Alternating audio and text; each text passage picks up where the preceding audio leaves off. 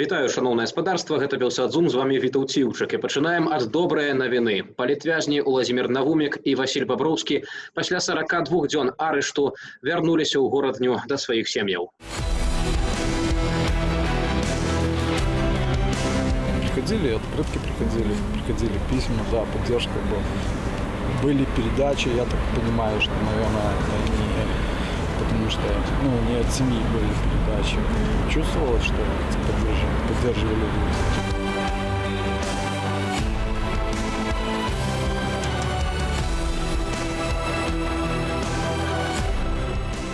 Переоценка ценностей произошла во многом.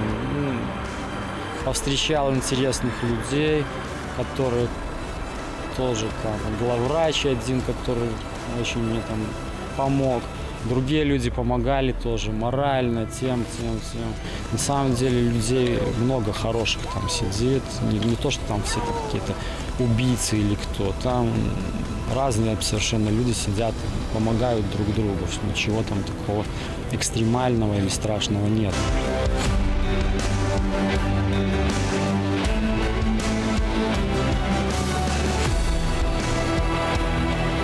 Большое спасибо всем людям, которые мне помогали, за помощь, за поддержку, то, что нашли время и желание помочь мне в мою трудную минуту в жизни.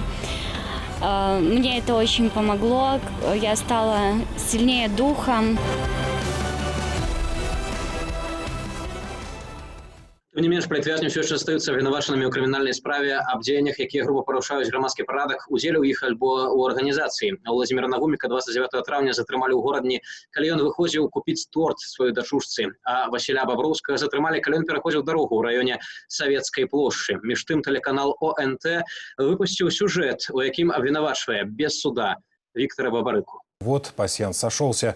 Банк стал инструментом для обогащения своего руководства. Як вядома, пасьянс – гэта гульня для аднаго чалавека.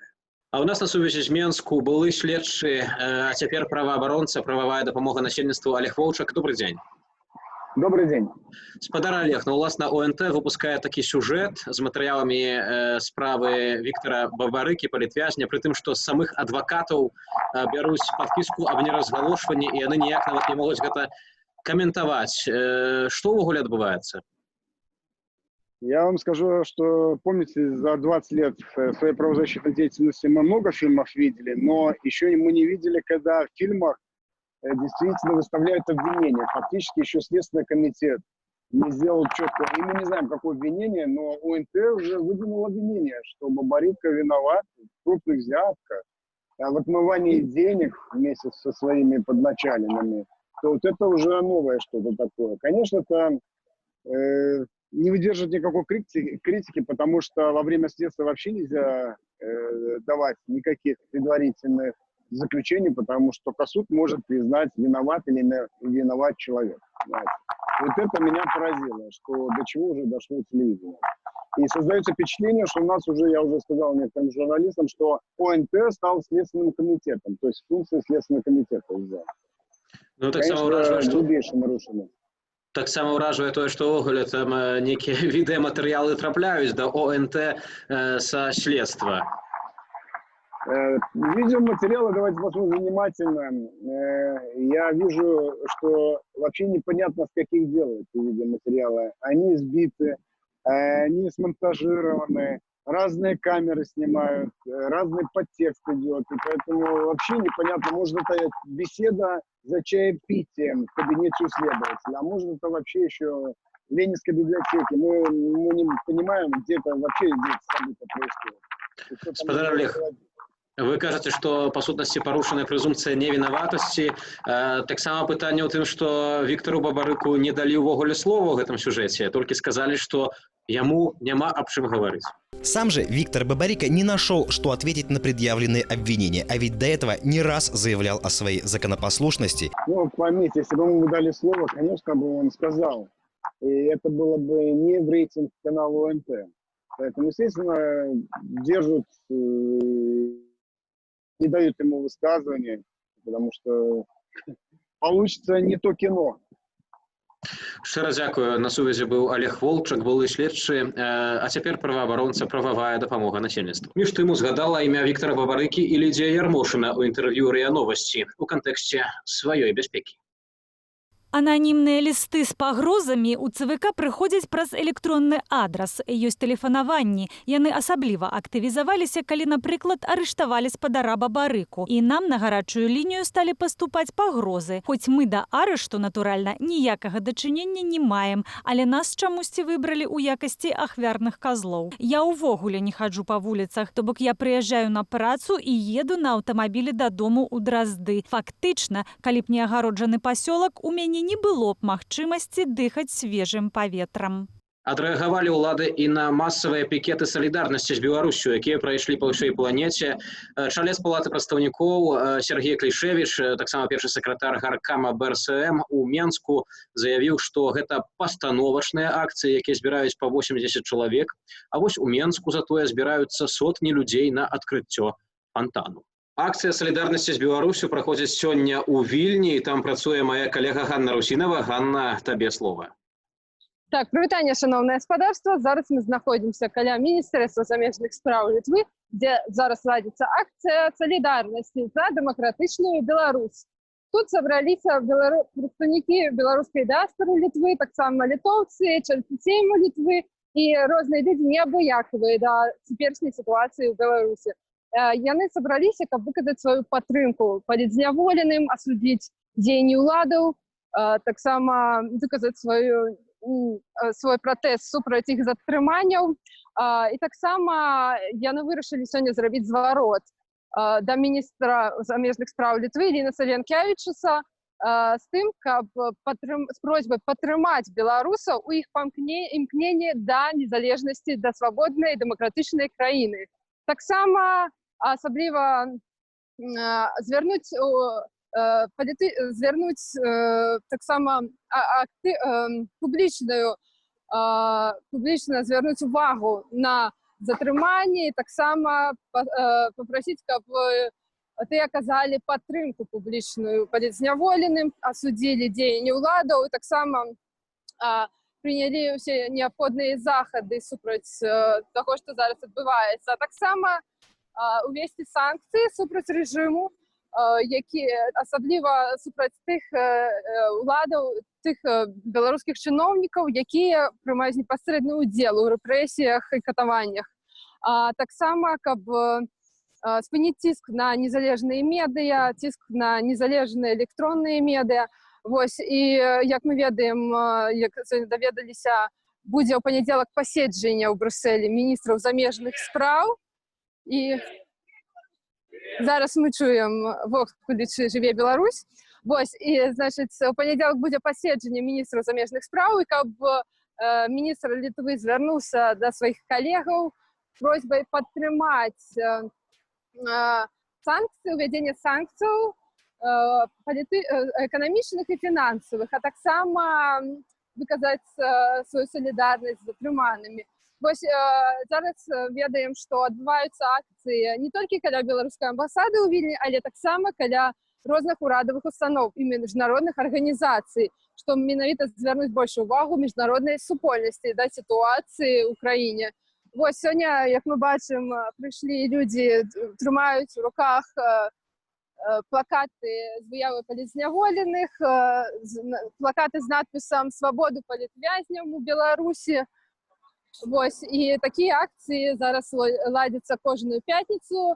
Гэта ўжо 4-я па ліку акцыя. Першая прайшла 19 чэрвеня, калі быў апошні збор подпісаў за выдвижэнне, за рэгістрацыю кандыдатаў у прэзідэнты.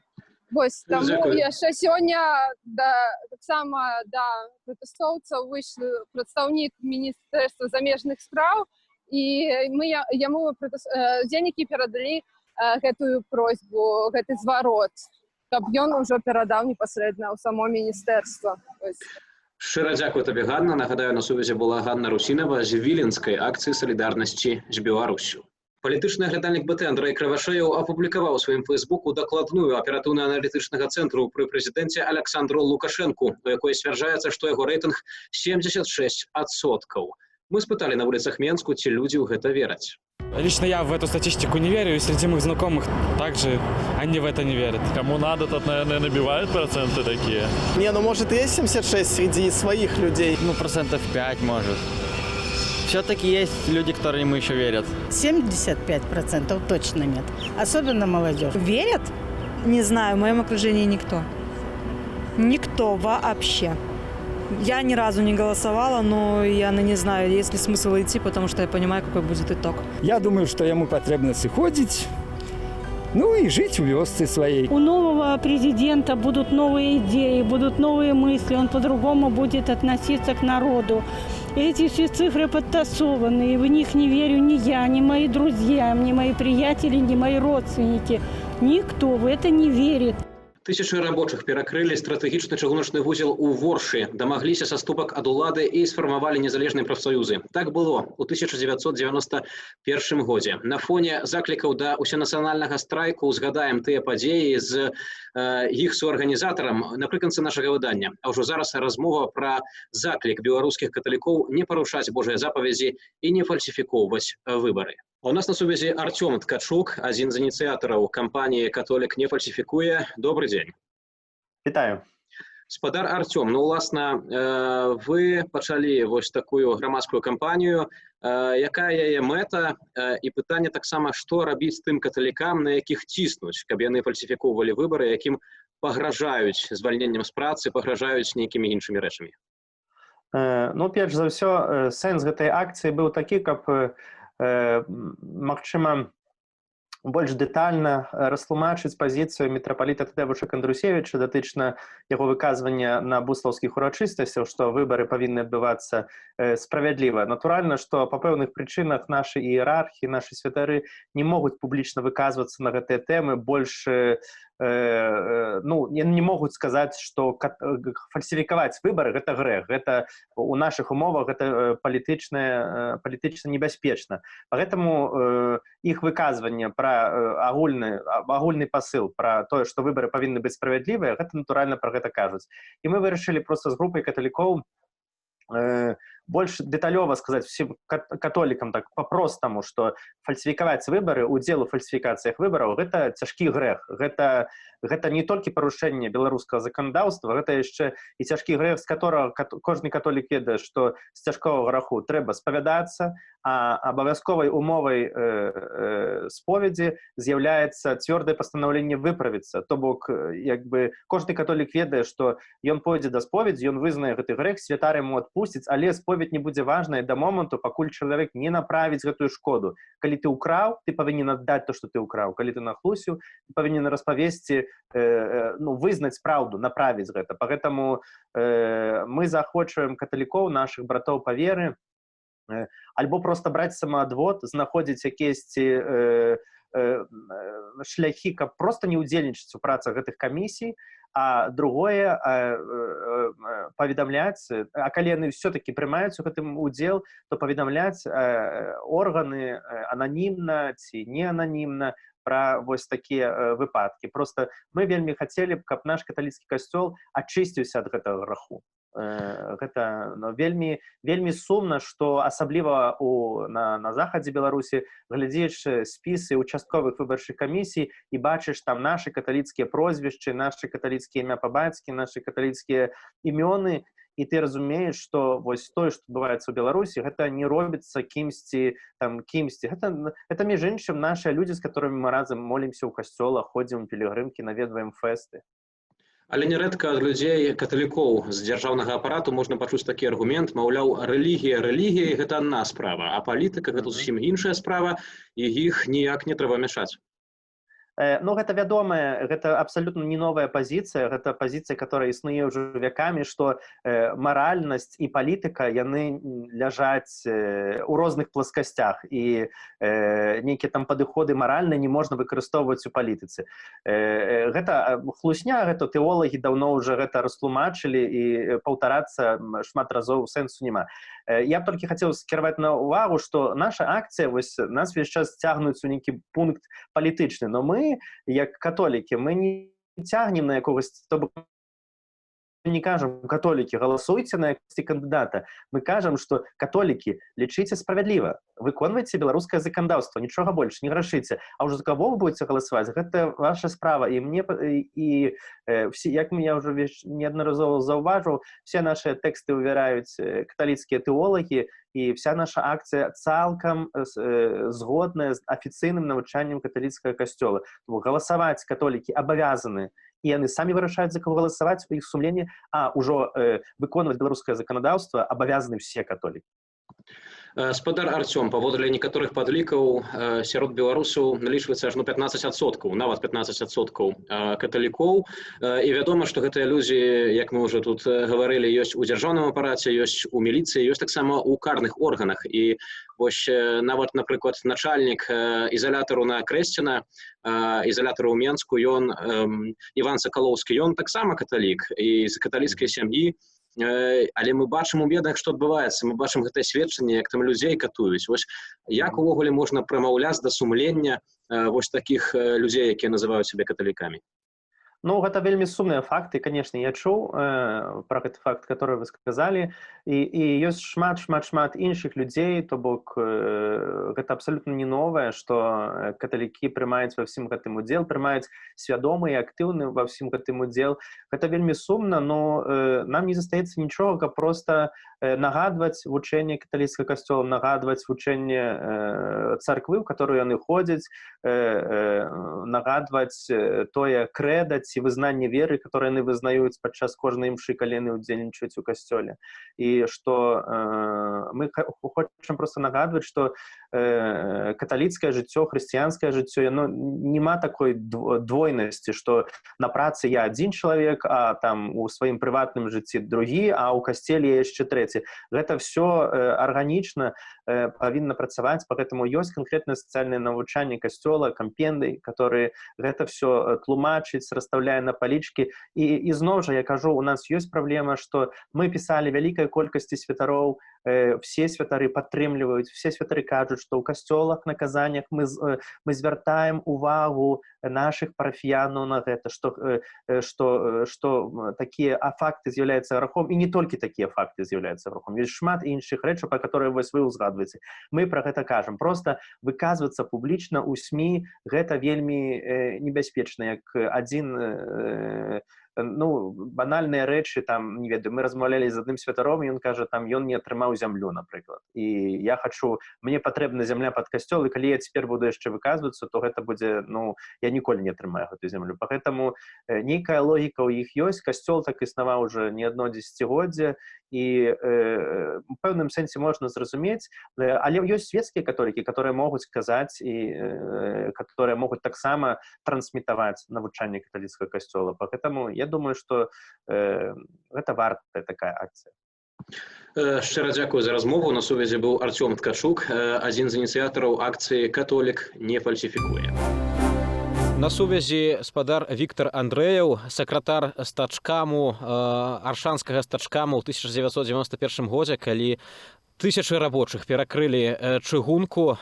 Добры дзень. Добрый дзень.